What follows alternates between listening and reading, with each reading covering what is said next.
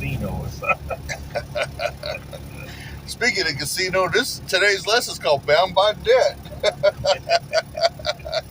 Sure. So today's our Bobby, old Junior H, and Mr. Heights man himself.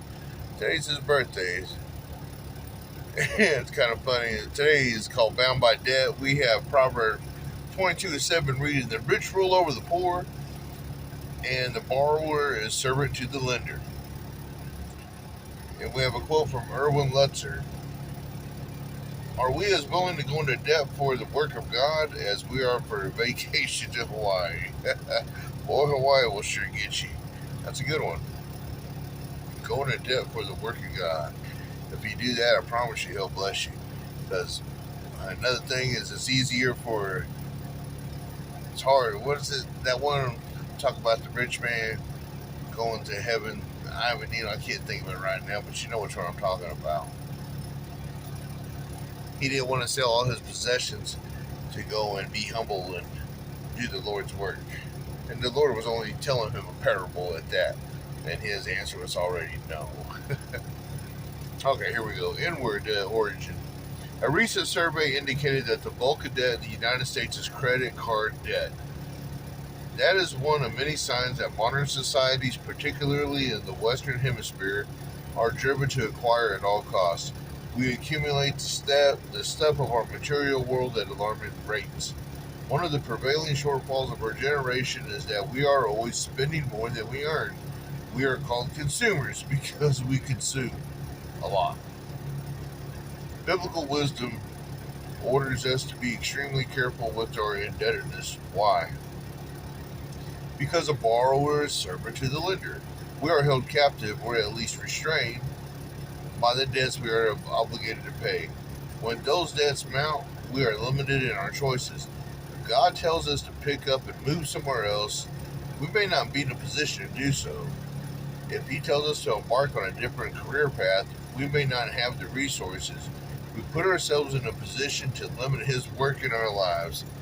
It makes me think about Abraham. When Abraham, He told him to get up and move, and Abraham was obedient, didn't ask, just did what He said, and he was blessed on his journey. We are bound by the laws of our governments and by the moral of our faiths to pay what we promise to pay. God would have to do that faithfully and zealously, but He would prefer that we never find ourselves in such a limited position. When we do, we may have some inaccurate assumptions. We have assumed that tomorrow's income will be at least as high as today's, if not higher. We try to lock God into His bounty as though it were our right to receive rather than His right to give. We assume too much about tomorrow. Well, it's not about tomorrow. You don't know what today holds. Indeed, the conclusion. The Bible does not absolutely forbid indebtedness. Each believer must determine as a matter of conscience and of the Spirit who works within us which debts are scripturally sound and which ones are not. But we are given strong warnings. God wants His people to be free from the world and bound only to Him. We must be careful.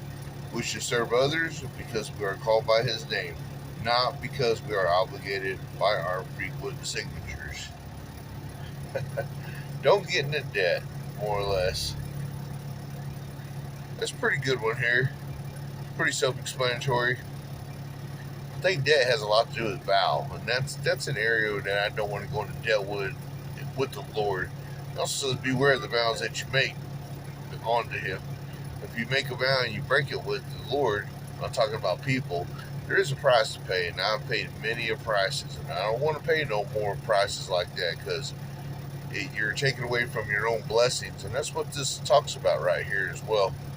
You don't want to take away from the blessings, just do what we're supposed to, and just let His fire consume us, and He'll make us a good manager of the resources that He blesses us with, such as my cousins. You might as well cousins by blood, but ended with, we say brothers. My brothers and my sister that way, especially in particular Frank.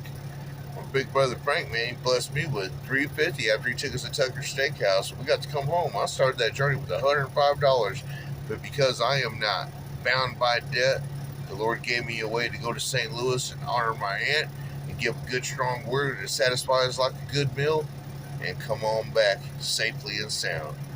And so I felt like I owed my aunt that honor, but more so God that honor. And he honored me with the right words, and y'all heard it there. People told me that they wanted to clap after I gave that word, and cake sang, but it wasn't a clapping thing. It made me crack up. Stay humble, stay out of debt, and be free by the Lord's way higher than yours or mine. Blessed in your journey.